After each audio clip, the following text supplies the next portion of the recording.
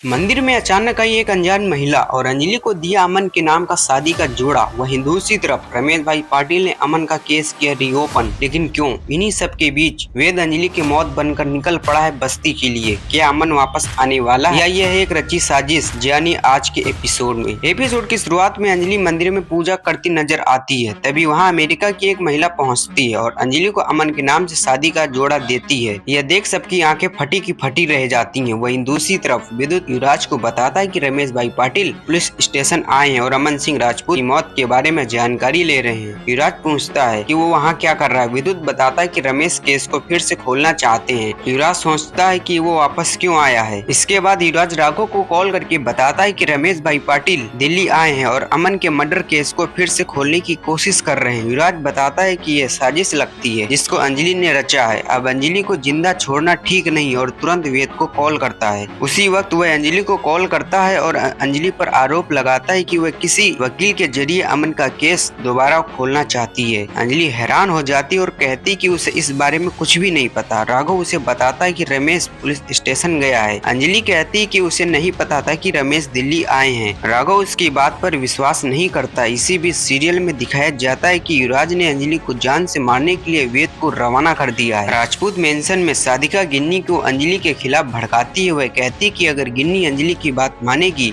तो उसे अभय कभी नहीं मिलेगा। गिन्नी कहती कि साधिका हमेशा अंजलि को गलत समझती है और याद दिलाती कि अंजलि चाहती तो अभय से शादी करके उसे हटा सकती थी रास्ते से, लेकिन उसने ऐसा नहीं किया। इस पर साधिका कहती कि अभय के पास कुछ भी नहीं है और अगर वह अंजलि से शादी करता तो उसे बस्ती में रहना पड़ता। तभी सान्या आती और वैभव को याद दिलाती कि वह भी राजपूत परिवार से है, लेकिन फिर भी वो लोग इस घर में दूसरों पर निर्भर रहते हैं। इस पर साधिका और वैभव गुस्सा हो जाते हैं। राघव नीचे आता और साधिका से पूछता क्या हुआ। साधिका शिकायत करती कि सान्या ने उन्हें लालची कहा। बाद में साधिका और वैभव गिन्नी से कहते हैं कि वह पूरी प्रॉपर्टी अभय के नाम कर दे ताकि वह उससे शादी कर ले। राघव भी साधिका की बात का समर्थन करता है। गिन्नी राघव से वादा करती कि अगर वह प्रॉपर्टी ट्रांसफर कर देगी तो अभय उससे शादी करेगा। राघव चुपचाप रहता है। तभी युवराज कहता है कि राघव वादा करेगा। राघव आखिरकार गिन्नी से वादा करता है कि वह उसकी शादी अभय से करवाएगा। फिर गिन्नी कहती कि वह अपने पिता से भी मिलना चाहती है। युवराज इशारे से राघव को मनाने को कहता है। राघव कहता है कि चुनाव के बाद ही वह गणेश से मिल पाएगी क्योंकि वह अंजलि के खिलाफ ट्रम्प का इक्का है। यह कहकर वह वहां से चला जाता है। एपिसोड खत्म होता है। अंजलि और बस्ती के लोग पूजा करते हुए दिखाए जाते हैं। तभी कुछ महिलाएं कार से अंजलि की बस्ती में आती और उसकी तरफ जाने लगती हैं। देखिए रहस्यमय कहानी अगले एपिसोड में।